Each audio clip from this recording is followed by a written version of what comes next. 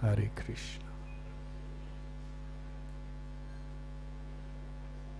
We can just have one light on and turn all others off.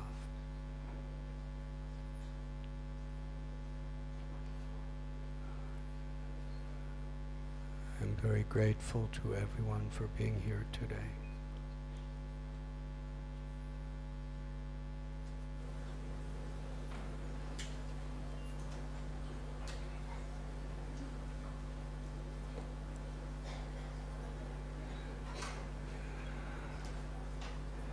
I especially would like to offer our sincerest gratitude to all the devotees in our congregation, counselors and counseling groups and all others who helped to fulfill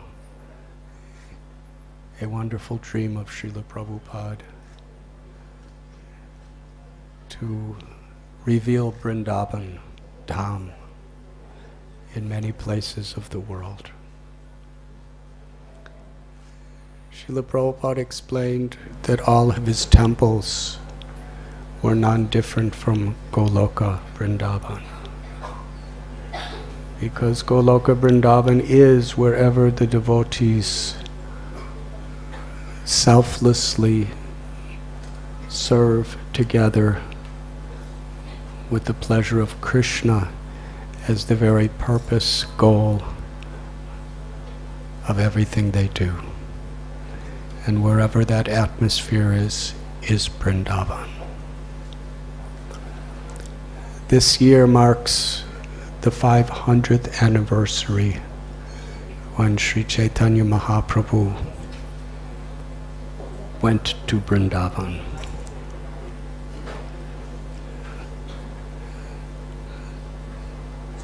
When Lord Chaitanya first took initiation, in the middle of the night he left everyone and began running to Vrindavan. But it was at that time the demigods spoke to him from the sky and reminded him that your mission is to spread Harinam Sankirtan throughout the world. And this you will do in Navadvip. So go there. Begin the Sankirtan movement, and later go to Vrindavan. After he took sannyas, he was given the danda by Keshav Bharati Maharaj. He was given his name, and he started running to Vrindavan. And Keshav Bharati Maharaj went with him, and everyone of Katva started following him. But he told everyone else to go back. He wanted to go alone. And by Nityananda Prabhu's great compassion for the Vaishnavas, he had a little cowherd boy give alternative directions to Vrindavan, which led him to Shantipur. It was there Mother Sachi told him that if you go to Vrindavan, I will never see you. But the same Krishna that lives in Vrindavan is living in Puri as Jagannath. So he went to Puri. Soon after, he took his South Indian tour, and after that, he said, I want to go to Vrindavan. But year after year, the devotees, somehow or other, they could not bear the separation. They tricked him from not going. And when finally he was going to go, everyone went with him. And at Kanai Natashala, Sanatan Goswami said, better you go with just alone or with a few people. So he went back. And Kaviraj Goswami tells when he was living in Puri, just the remembrance of Vrindavan, his ecstasies of love of Krishna, multiplied by hundreds of times. And when he was walking through Jarikanda forest and through so many villages and pathways, on way to Vrindavan, it increased even more hundreds of times. And when he came to Mathura, and he saw the Yamuna. It grew even hundreds of times. And when he was wandering through the 12 forests of Vrindavan, it multiplied by thousands, limitlessly. Sri Chaitanya Mahaprabhu traveled to Vrindavan one time. He remained about 2 months. And on the Kartik Poornima is the day he arrived. And this year marks the 500th anniversary of Lord Chaitanya coming to Vrindavan. And while he was there, he re-established Radha Kund, Shama Kund, and many holy places. On his way back from Vrindavan, he met Sanatana Goswami, Rupa Goswami, and instructed them to go to Vrindavan. These instructions were 500 years ago too. Reveal the holy places of Vrindavan so that people from all over the world could come on pilgrimage and experience the atmosphere. And this year also marks the 50th year that Srila Prabhupada left Vrindavan. The very heart of Vrindavan, Sevakunj at Radha Damodar. But he didn't actually leave Vrindavan. He took all of the love, the devotion, all of Vrindavan in his heart. And he traveled from Calcutta to New York, to San Francisco, to Montreal. Then he came back to Vrindavan. And then he traveled around the world about 12 times, establishing deities of Radha and Krishna, establishing his books, which all are giving us entrance into the ecstatic love of Sri Vrindavan Dham. And also in New Vrindavan, in 1969, he said he wanted a replica of Vrindavan, which would be non-different than Vrindavan. Madan Mohan, Radha Govinda, Radha Gopinath, Radha Damodar, Radha Shamsundar, Radha Raman, Radha Gokulananda, Radha Giridhari, Yamuna, Keshigat, Govardhan. He actually wrote all these, whatever I'm saying, and more. And that wasn't limited to just one place. The idea was to recreate holy places where people could actually feel the experience of Shri Shri Radha Gopinath's eternal pastimes in Vrindavan. So considering it the 50th anniversary of when Prabhupada traveled the world to bring Vrindavan, the 500th anniversary of Sri Chaitanya Mahaprabhu going and giving his instructions to open Vrindavan to the world, it is auspicious that in Radha Gopinath temples, humble attempts, Radha Vrindavan Chandra's humble attempts, Radha Giridhari, Radha Rasbihari, we all together have tried to inspire a beautiful meditation on Vrindavan as the Vrindavan forests at Govardhan Eco Village.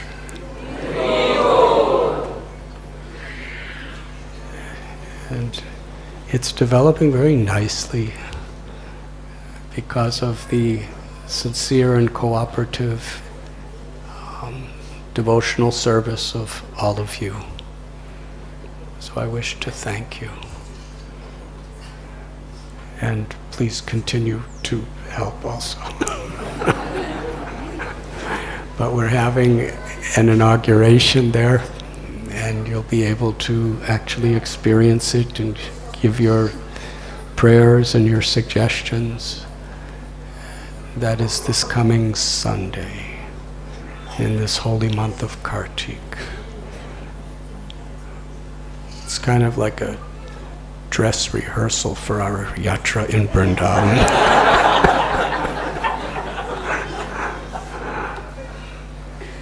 And soon after that we'll be going to Vrindavan. Thank you very much. Today is Sharad Poornima. In Vrindavan, it is one of the most special, and for the Brijabasis in many ways the most special of all festivals. I remember in 1971 when I was living there. At that time, Vrindavan was a very simple place compared to now as far as what the senses can perceive. Sri Vrindavan Dham is always the eternal abode of the Lord, where the Nitya Leela, or the pastimes of Krishna, Sri Radha, the Gopas and Gopis are forever manifested. Aparakata, on a spiritual level. Premanjana Churita Bhakti Vilochanena. But we can only see through our love, not through these eyes made out of earth, water, fire, air, and a little ether.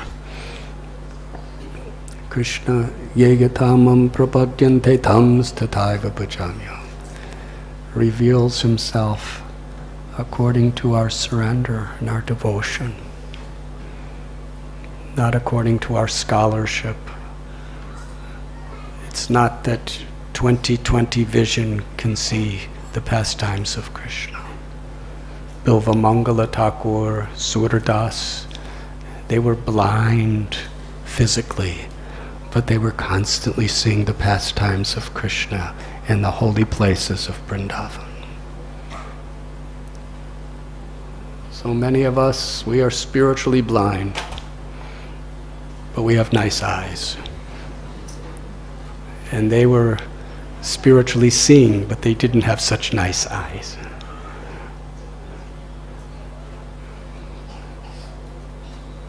So bhakti, Om Agyanti Midandasya Gyananjala Shalakaya. Through bhakti, our eyes are opened. Through the mercy of Guru, Sadhu, Shastra, we can actually see as it is.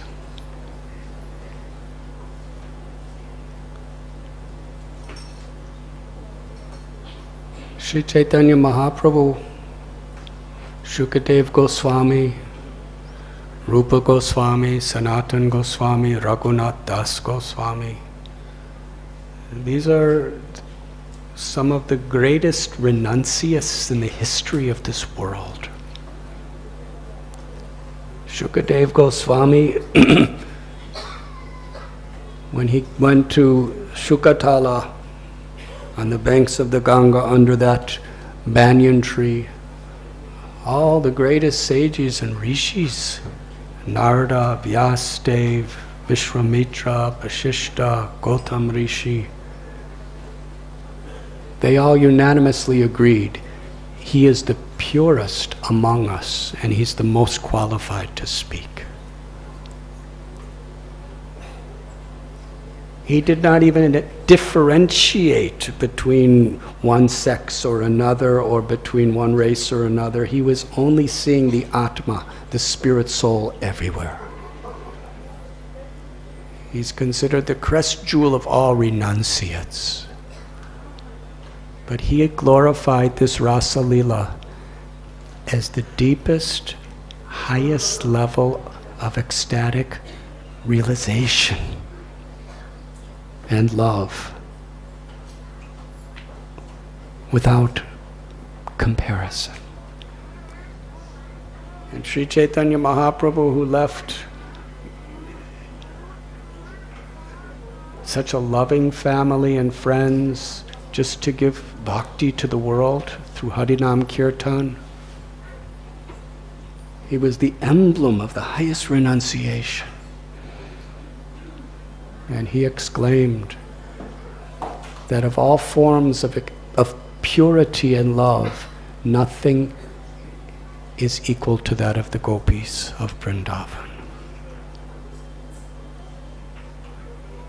And Rupa Goswami, Sanatana Goswami, they were billionaires with great power, beauty, and strength, and they left everything at the peak of their youth to live as Goswamis under trees, begging for some chickpeas or wheat flour, living on the ground. And through their writings and through their teachings, they glorified this Rasa Leela, the love of the gopis and Krishna, to be the purest and highest level of spiritual ecstasy. So this is important to understand. Srila Prabhupada explained that when Krishna was 7 years old, during the month of Kartik,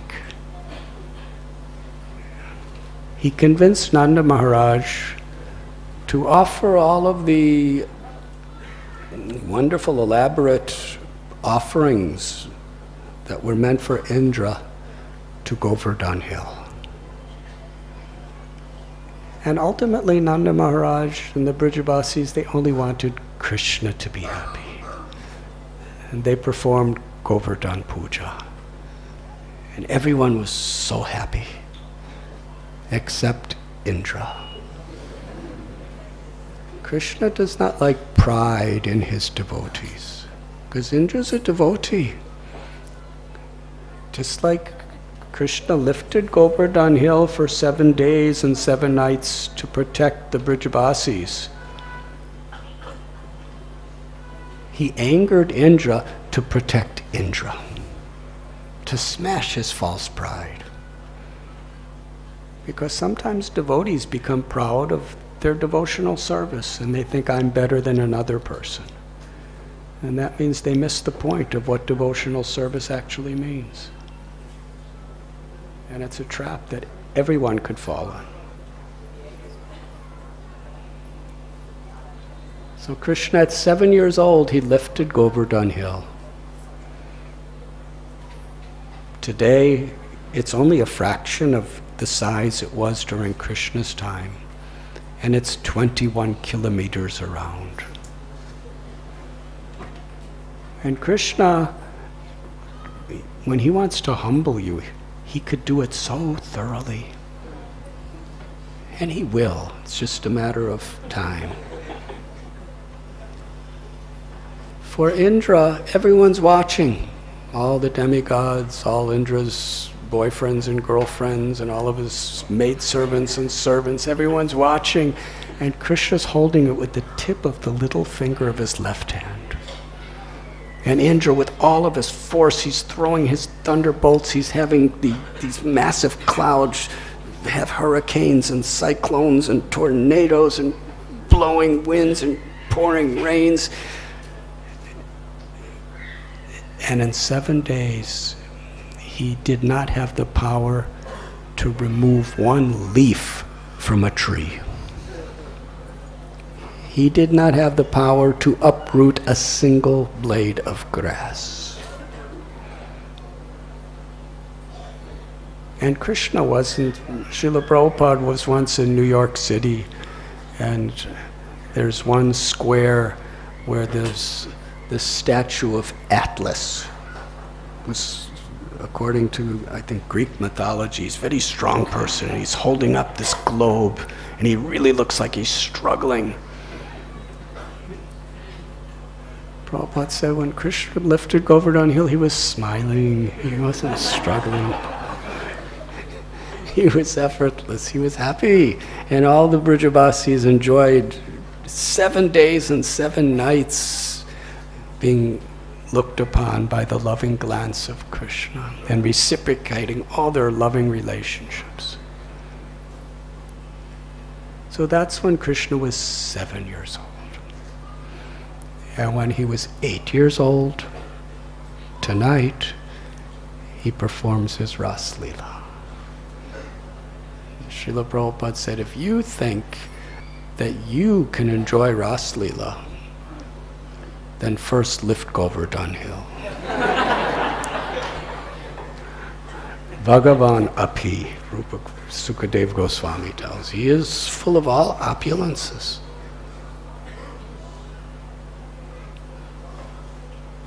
The gopis, young gopis, they loved Krishna with pure love. Ahoitaki apratihata. It was love that was uncontaminated by any selfishness, any egoism,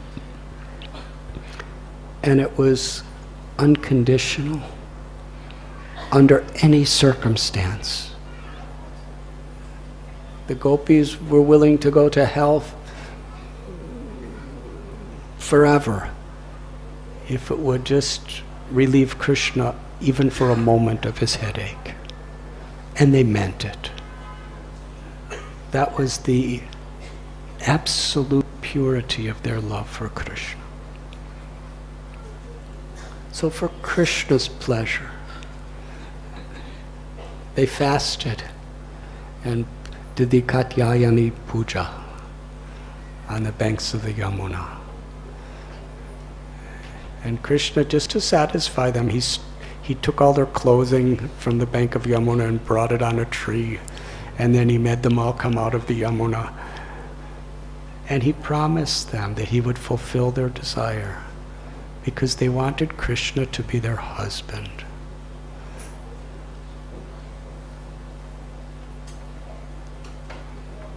So on this night, which is considered the most beautiful night of the whole year, in the enchanting forest of Vrindavan, Krishna wanted to fulfill the gopis' desire and fulfill his own desire. Hare Krishna. To fulfill his own desire, to give the highest pleasure to his devotees, and his devotees' own desire was to give the highest pleasure to Krishna.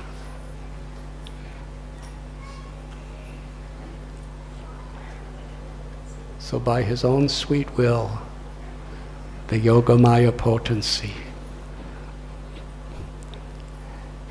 created such a enticing atmosphere. The full moon rose from the eastern horizon. The most beautiful moon of the year, the Acharyas tell. Because Krishna appeared within the dynasty of Chandra. So Chandra manifested a beauty like never ever before. As the moon rose, it filled the entire sky with reddish colors. And induced by the beauty of the rising moon, all the flowers of Vrindavan began to blossom. The malika flowers, the malati flowers, the kumuda flowers, all. And the fragrance was intoxicating. And very nice breezes. Lotus flowers in the moonlight were blossoming everywhere in the lakes of Vrindavan and in the current of Yamuna. And in this most spiritually intoxicating, enchanting environment, Krishna stood under the Bamsibat tree on the bank of Yamuna, and in his threefold bending form, he played upon his flute. Bamsi Vat. As he played his flute, the innermost ecstasies of his love emerged from his heart into his breath and through the holes of the flute. It was Krishna's love that took the form of music, and it filled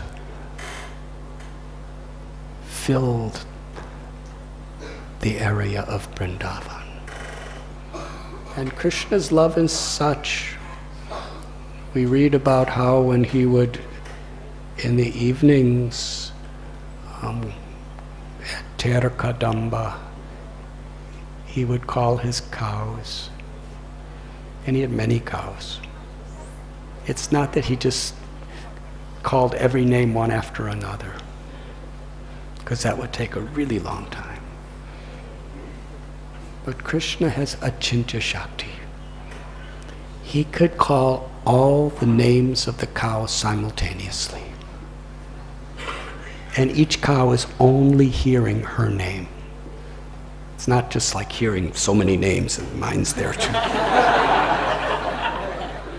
Krishna can just Surabhi and everyone's hearing their own name. That is the power of Krishna's capacity to love and to receive love. Krishna's Ras Bihari. This is his supreme opulence. This is the great secret that the Srimad Bhagavatam reveals to the world. Krishna is all powerful. But even Lord Shiva and Lakshmi and Brahma and even Mahavishnu, Karunadakshayi Vishnu, they are all longing to experience what the gopis experience. The sweetness of Krishna's love. So when Krishna played his flute, it entered the ears. Sri Chaitanya Mahaprabhu explains, like a bird enters the ears and then made a nest in their hearts and completely captivated their hearts. Hari stole their hearts. And the gopis, out of love. And what is love? When they heard Krishna's flute, they heard Krishna calling to give him pleasure, to give him happiness. The gopis didn't want to enjoy, they wanted to be enjoyed by Krishna. And whatever situation they may have been, some were married, some were not married, they answered the call of Krishna's flute. Shukadev Goswami tells, some were milking cow, buckets under the cow. They just left it. Have you ever seen anyone do that? They just went to the forest. Others had milk from the cows and they had built a fire, cow dung, and they were cooking the milk, and the milk was just boiling, and they left for the forest. And as they went to the forest, their beautiful earrings were swaying to and fro. Some were nursing their little babies, and they put down their baby and ran into the forest. Others serving their fathers, their brothers, or their husbands prasad.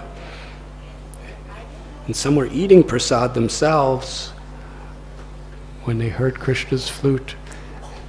Very gently, very gracefully, they just left for the forest. Some wanted to make themselves very nice for Krishna, and they began to put on their cosmetics. But the flute attracted them so much that they were putting one thing in another place and another thing in another place, and they made up one of their eyes and forgot the other. Or they put the bottom part of their clothes on the top part of their bodies and the top part on the bottom and went into the forest. They went deep into the forest in the moonlight. And there at Bamsivat they approached Krishna. And as they looked upon the beautiful form of Govinda, they took that form into the core of their hearts and embraced him for his pleasure. And Krishna, he spoke so nicely. He said, you have all come here and you have left everything of the world behind just to come to please me. And I'm very satisfied. But you have fulfilled your purpose. So now you could go home. And gopis, they were just kind of smiling. And then they looked at the beautiful full moon and the light on the forest, and Krishna saw them doing this. And he said, oh, you have come here to see the beautiful moon-like forest of Vrindavan. Well, now you have seen it, so you should return to your homes. After all, you have your duties to your families, and you have your Vedic responsibilities of chastity. And Krishna was giving them a really good lesson. And he kept telling them that it's only proper that you return, because there's so many dangerous animals here. There's snakes and there's tigers and there's lions, and it's very dangerous, and now it's night, and they can really harm you, they can kill you, so you should protect yourselves, you must go home. And gopis were crying, and their heads were down, looking down, and with their toes they were drawing curved lines in the sands. Sukadeva Goswami explains they were breathing very heavy, and torrents of tears were pouring from their eyes and falling to the ground. And the gopis spoke.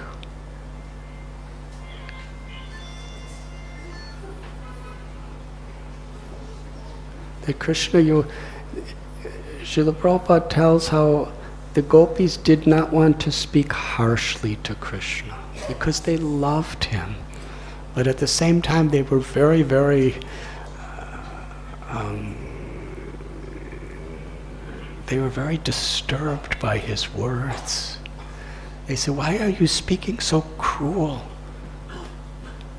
Don't you know that we've given up everything only for you? Those things that are most precious, most dear to everyone. We have left it all without a second thought, only to please you, only to serve you. Lord Narayan will always give shelter to his devotees. We have come for your shelter.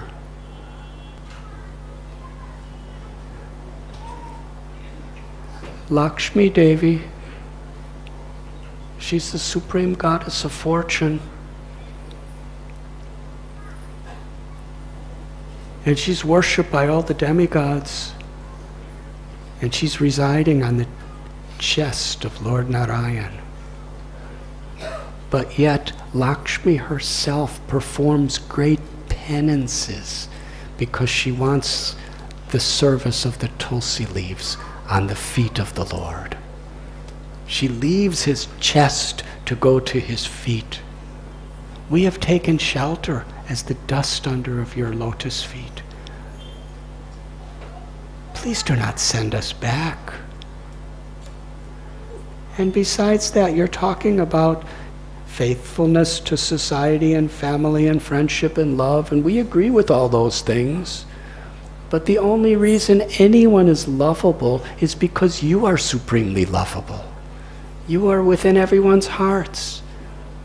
The only attractive thing about anyone is because they are part and parcel of you. if you leave the heart of anyone, there's nothing left but a dead corpse. So ultimately, you are the only husband for everyone. Everyone is female, you are the only male. And you are the only supreme lovable object. So when we love you, we are expressing our deepest, highest, fullest love for everyone. The gopis spoke with such devotion. Krishna satisfied them. He began walking along the banks of the Yamuna with all gopis. And each gopi was feeling herself so fortunate. Krishna was joking with them, he was singing with them, he was speaking with them. He was making so many gestures of pure love with them. It is described that there were some gopis who were forcibly locked in their rooms so that they couldn't go out to be with Krishna. And those particular gopis, they meditated upon Krishna in the very, very core of their hearts and surrendered to him completely, chanting his names, offering their prayers. And Krishna manifested to them. And Srila Prabhupada and our acharyas describe some of those. There were different types of gopis. Many were direct expansions of Srimati Radharani who descended from the spiritual world.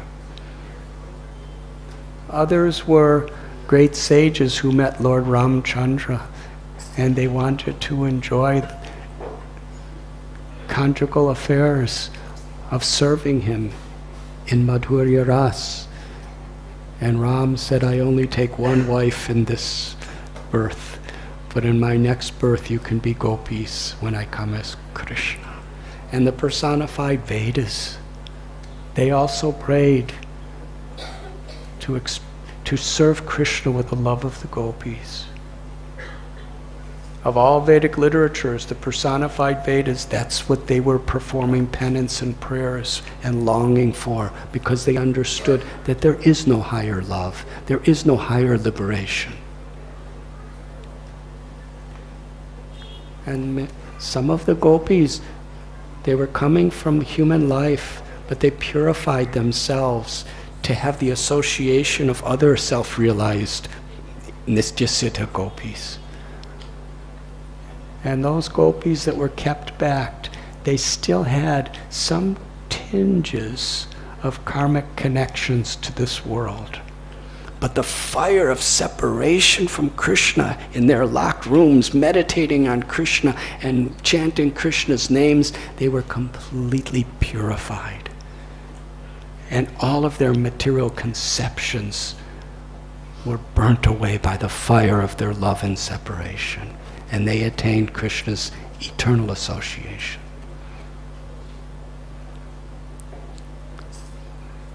So in this way, Krishna was reciprocating with each one. And each of the gopis were thinking themselves so fortunate. We are the most fortunate in all of creation. On this beautiful moonlit night, in the forests of Vrindavan, on the banks of Yamuna, to be with Krishna. Krishna speaking to me. He's glancing upon me. He's touching me. Such blessing. Now Krishna performs one activity and fulfills many purposes and gives many lessons. And Shukadev Goswami describes one of these lessons. Krishna saw that there was a pride in the gopis. It was a pure spiritual pride. But for our sake, he wanted to teach another kind of lesson. You see, the gopis, They loved Krishna, they gave everything for Krishna, but they were thinking themselves more fortunate than all others. So Krishna wanted to purify them of that pride. He suddenly disappeared. And gopis, they were looking everywhere, crying. They all together began to chant Krishna's names and went into the forest. They were mad in their enthusiasm to find Krishna. They looked at the moon and started asking the moon, "You are Krishna's born in your dynasty. He will do what you say. Where is Krishna? Can you at least tell us where Krishna is?" They were speaking to the stars in the sky. Where is the son of Nanda Maharaj? They were going to the various trees, O banyan tree, O kadamba tree, O tamal tree, O ashok tree. Can you just tell us, did Krishna come here? Give us the direction where he went. They were speaking to the malati and malika and the lotus flowers and the leaves and the plants and the shrubs. They saw deer, and the deers looked so peaceful. They said, "You must be so peaceful because you have seen the son of Nanda Maharaj. And because you saw the son of Nanda Maharaj, you must become really purified, and therefore you must be sympathetic to us. So please tell us, where did Krishna go?" In this way they were roaming through the forest. And when nobody could give them any direction to find Krishna, in a completely ecstatic state, in viraha bhav, separation of love, they were enacting Krishna's pastimes. One took the role of Putana, and the other took the role of Krishna. One became Trinavarta and took another gopi on her shoulder. Another became Sakatasura and Krishna kicked her. Another gopi kicked her as Krishna.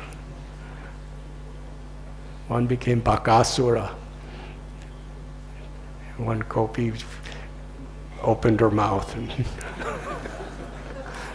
didn't hurt her though.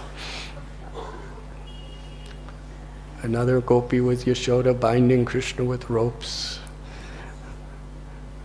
One gopi lifted Govardhan hill, enacted that pastime. Other gopis went under the hill. This way, one gopi put her foot on another gopi's head and said, "Kaliya, get away from here now, don't come back."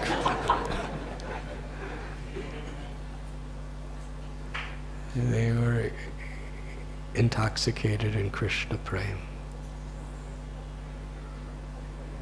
And as they were going through the forest, they found Krishna's footprints with all the beautiful symbols within his footprints on the earth. And they started praying to Mother Earth, "You are so fortunate that Krishna has blessed you with his footprints, and because you're in so much ecstasy, being decorated by his footprints, your hairs are standing on end in the form of trees." But they were following those footprints. And as they were walking through the forest, they discovered two sets of footprints. And they were speaking among themselves. There is another gopi. And that gopi, her love, her worship, her service to Krishna is unparalleled. It is supreme. Krishna left all of us to be with this one gopi.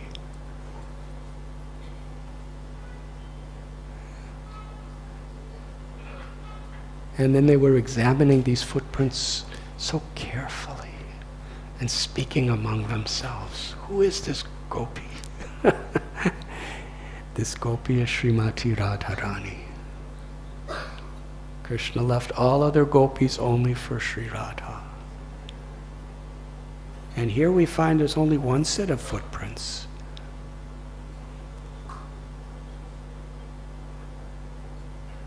That means Krishna must have been carrying this gopi because she's tired. And here we find only a half set of footprints of Krishna. He was reaching up to get flowers from trees just to decorate this gopi. And here we see they've sat together in the dust of Vrindavan. Krishna is decorating her hair with the flowers that he picked for her.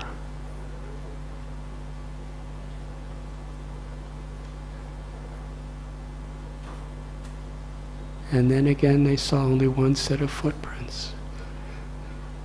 They thought, this gopi, she was thinking, I'm very tired, Krishna, please carry me. And Krishna traced pride in her heart, and he left her just like he left us.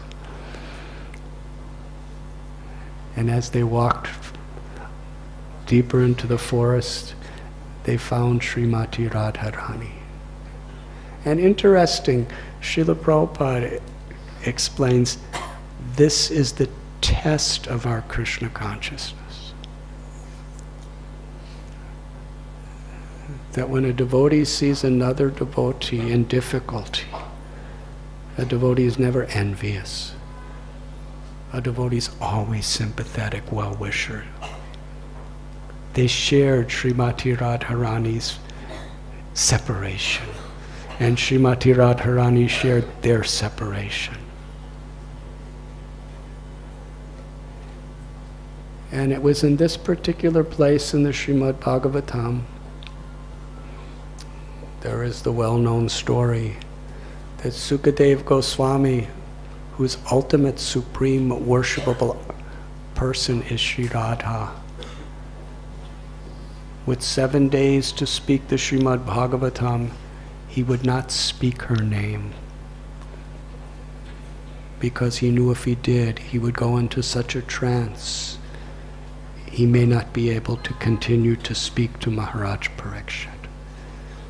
But it was in this place where all the gopis are exclaiming Sri Radha to be the topmost and her love to be supreme.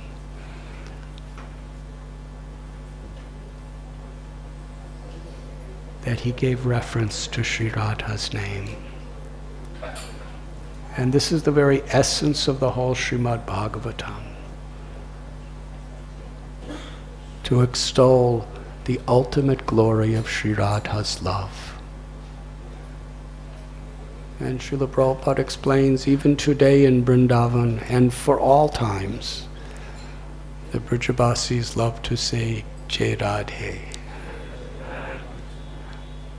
And this Hare Krishna, Hare is Sri Radha, who steals the heart of Krishna with her love.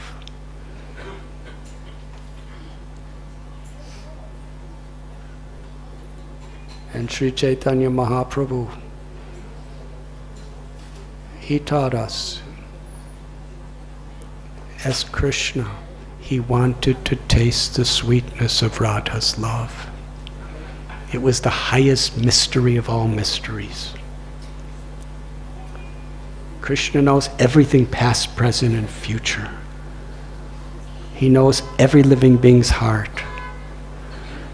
But the one thing that he longed to experience was the love of Sri Radha. What is her happiness when she tastes my love? What is the happiness she feels in her love for me? What is it about me that gives her such an ecstasy even I don't understand? And the seed of that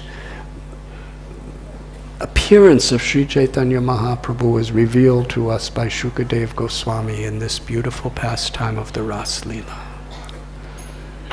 Sri Radharani and gopis were searching for Krishna.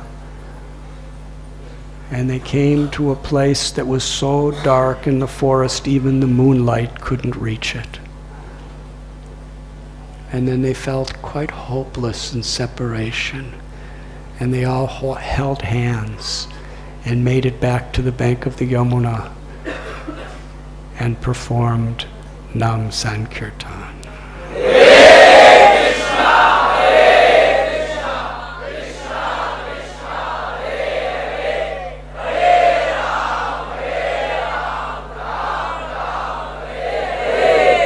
Krishna completely removed all of their sense of pride.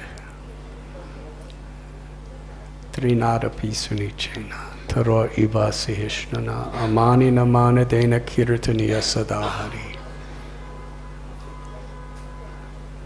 When Sri Chaitanya Mahaprabhu gave us this verse, he was speaking about this type of kirtan. The gopis in their separation were crying for Krishna. Together, with one heart, with one voice, they were praising Krishna. And it was there that they spoke the Gopi Gita, beautiful prayers of in love and separation. Krishna appeared. And when he appeared, he gazed upon them and they gazed upon him, and they just took that beautiful form with his lotus-like eyes and his beautiful curling hair circling his moon-like face, his lips reflecting the beams of the moon like the bimba fruit. He had a beautiful garland of forest flowers that extended below his knees, peacock feather in his hair. Every limb of his body was the essence of sweetness. Bhagavan api. Krishna possesses all opulences in full. He's Atmarama. He's completely full and self-satisfied in himself. But still, he's thirsty to reciprocate the love of his devotees. Especially the gopis, whose love is totally pure. The gopis made a nice sitting place with their cloths on the bank of Yamuna, and they all sat around Krishna. And they asked Krishna a question. Some people are affectionate to those who are affectionate to them. And others are affectionate even to people who neglect them or are inimical to them. And other people aren't affectionate to anybody. So Krishna, can you explain this for us? Obviously, they were trying to teach Krishna a little lesson. Krishna said that those who are affectionate only to those who reciprocate with them with affection are like merchants. Their love is not real. Ultimately, they're only concerned with themselves. If they don't get what they want, then their affection ceases. Those who are affectionate, even to a person who is inimical or neglectful to them, they are actually affectionate. They are saintly people. Just like a mother or a father, even if their child is very neglectful or disobedient, still the mother and father loves them unconditionally and will do anything for them. That is true love. And as far as those who don't show affection for anyone, there's two types of people. One is the Atmarama, great sage, who's just aloof from all of these dualities of material existence. And the other is a person who is the lowest among people, who is simply ungrateful. They're receiving so much, but they're ungrateful for that. Ungrateful to their parents, ungrateful to their gurus, because they're just self-centered.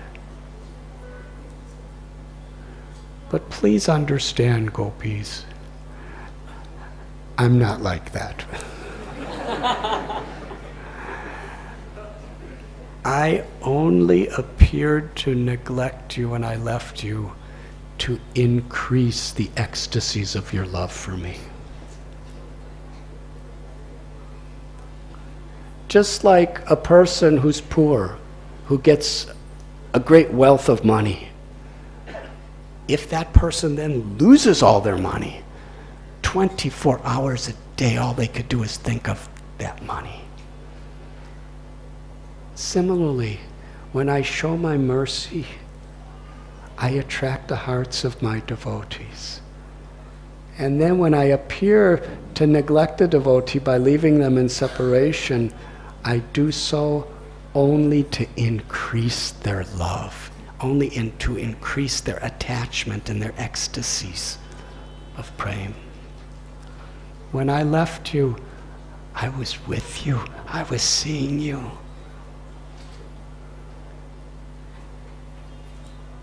And Krishna apologized. He said, you gave up your homes, you gave up your safety, you gave up your reputations, you gave up everything in your lives only for me. And even in an entire lifetime of Brahma, I cannot repay you. I have no power to repay you. So please, just be satisfied with the love that you have, with your own supremely glorious, pure character.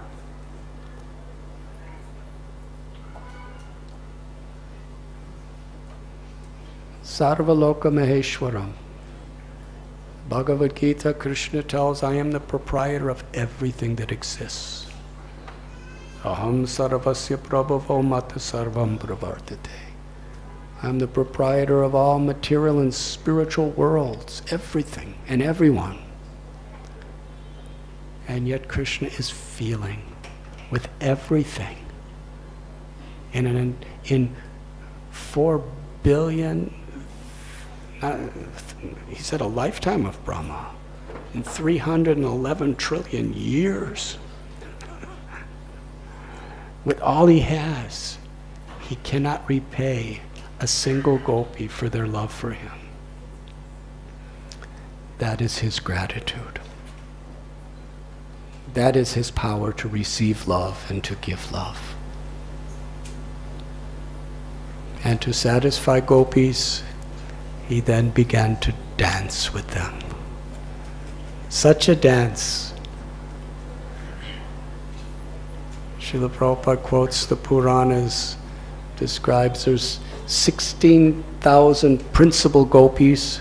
Of the 16,000 principal gopis, 108 are the main gopis.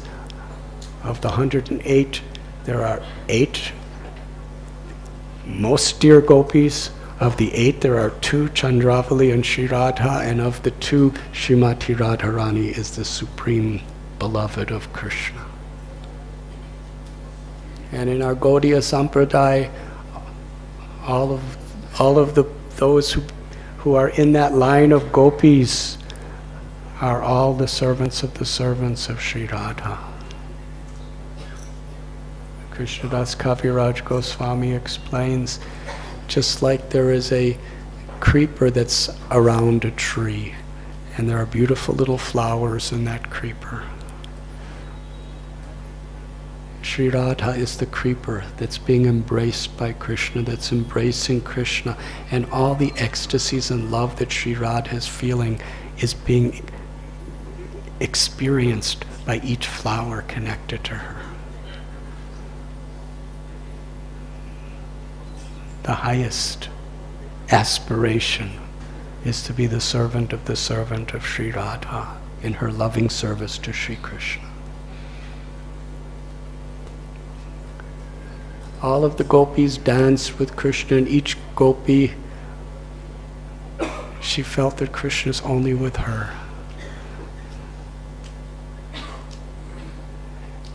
And Krishna, because he felt so indebted and so much eager to reciprocate with the gopis' desire to serve him and love him, tonight, this Sharad Poornima, he extended it to an entire night of Brahma. That's approximately 4,320,000,000 years. That's how long the gopis and Krishna danced together in the forest. But he encapsulated that night of Brahma into one night. So they actually experienced. And when they became tired, they all went into the Yamuna River and performed their beautiful pastimes together. And in this way, our acharyas tell of Krishnadas Kaviraj Goswami that if there's a tinge of ego, if there's a tinge of selfishness, it is material lust. But when our love, when our affection is completely for the pleasure of Krishna, it's pure.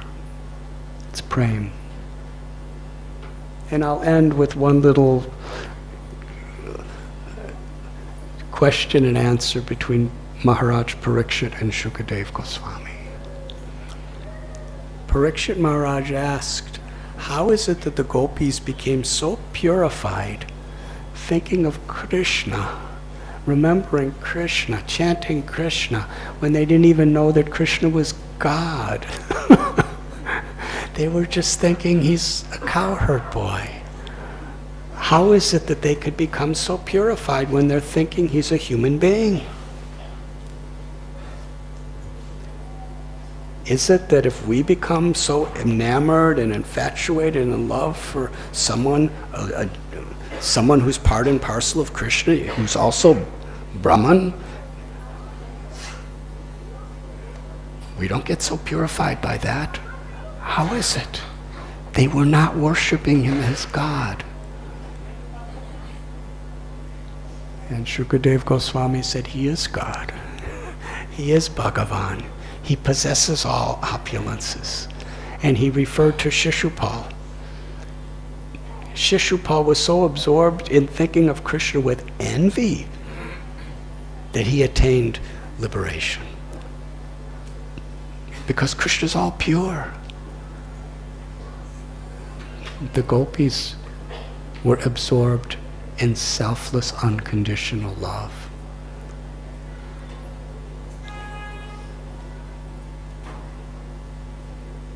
To always remember Krishna, to never forget Krishna. That is the essence of all knowledge, of all instructions, of all rules and regulations.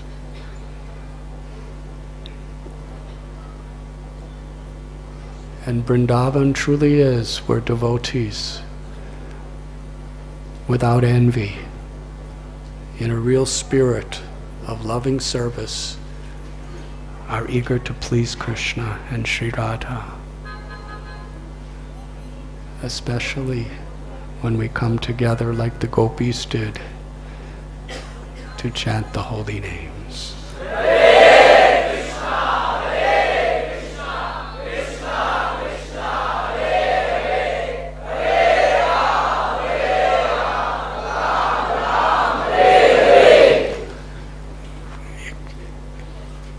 At the culmination of their love and separation, Srimati Radharani and the Braj Gopis performed kirtan together.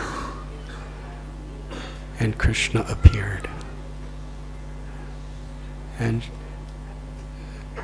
Radha Krishna Bhava, that Sri Chaitanya Mahaprabhu comes in the mood of Sri Radha to teach us how to actually connect with Krishna. In the mood of the gopis, in the line of Sri Chaitanya Mahaprabhu, this Sankirtan, if we understand it properly, it's not just something musical. It's actually the means by which the gopis of Vrindavan captured Krishna's hearts. So how fortunate we are. Don't be proud. In the spirit of a humble servant of the servant of the servant, how we should be grateful that Srila Prabhupada has given us the pastimes of the Braj Gopis in the form of Harinam Sankirtan. And we enter into that Leela if we chant in the mood that Lord Chaitanya taught us. So now I will end this